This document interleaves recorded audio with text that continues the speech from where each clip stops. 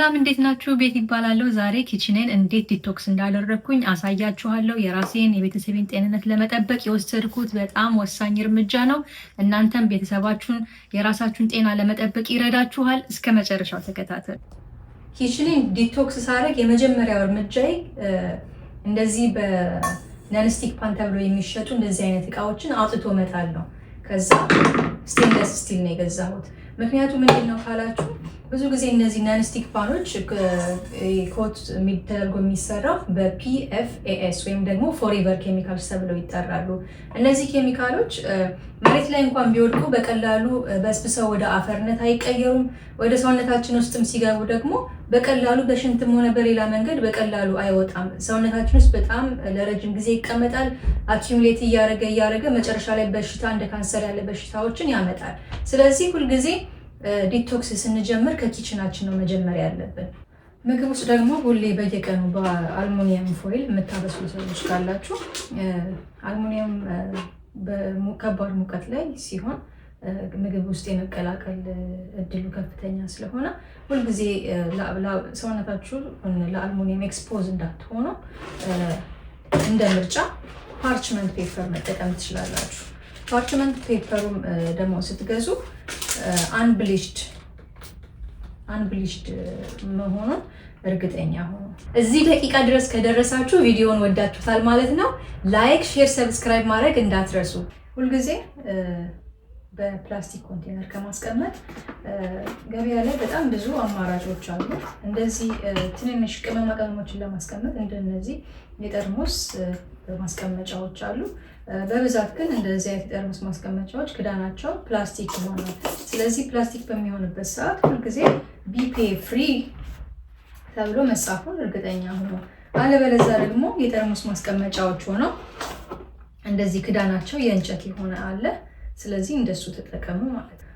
የምግብ ዘይት ስገዛ እኔ ሁልጊዜ ምርጫዬ ወይ ኦሊቭ ኦይል ነው ወይ አቮካዶ ኦይል ነው።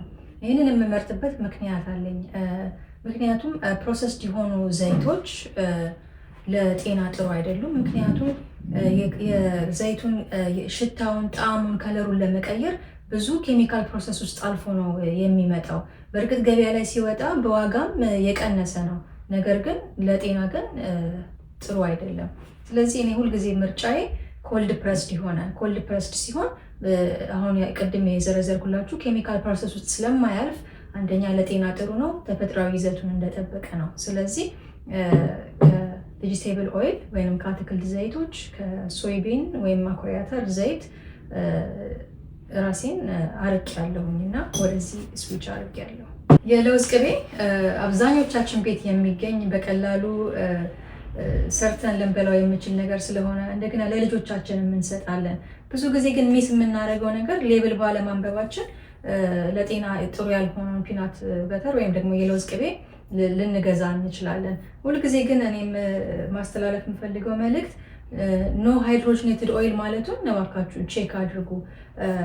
ወይም ደግሞ ፓርሻሊ ሃይድሮጅኔትድ የሚል ካያችሁ ወይም ሃይድሮጅኔትድ የሚል ካያችሁ ከሌብሉ ጀርባ ላይ አስወግዱ። ምክንያቱም ኤፍዲኤ ወይም ፉድ ኤንድ ድራግ አድሚኒስትሬሽን ፔጅ ላይ ገብታችሁ ካያችሁ ፓርሻሊ ሃይድሮጅኔትድ ኦይል ከልብ በሽታ ጋር እንደሚገናኝ በግልጽ ተቀምጧል። ስለዚህ ምርጫችሁ ሁልጊዜ ስትገዙ ኖ ሃይድሮጅኔትድ ኦይል ማለቱን ሜክ ሹር ሆኖ።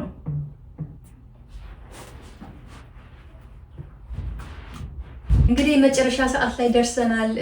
እንግዲህ እስካሁን ያያችኋቸው ነገሮች በሙላ እኔ ኪችኔን ዲቶክስ ለማድረግ የቤተሰቤን ጤንነት፣ የራሴን ጤንነት ለመጠበቅ የወሰድኳቸው እርምጃዎች ናቸው። አይ ሆፕ ይጠቅማችኋል ብዬ አስባለሁኝ።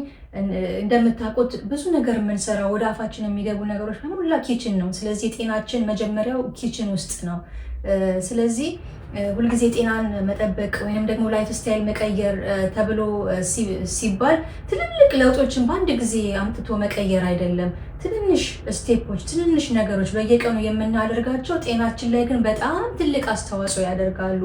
ስለዚህ በሚቀጥለው ቪዲዮ ጥሩ ነገር ይዤላችሁ እመጣለሁ። እስከዛ ድረስ ግን በጤና ቆዩ። ቻው።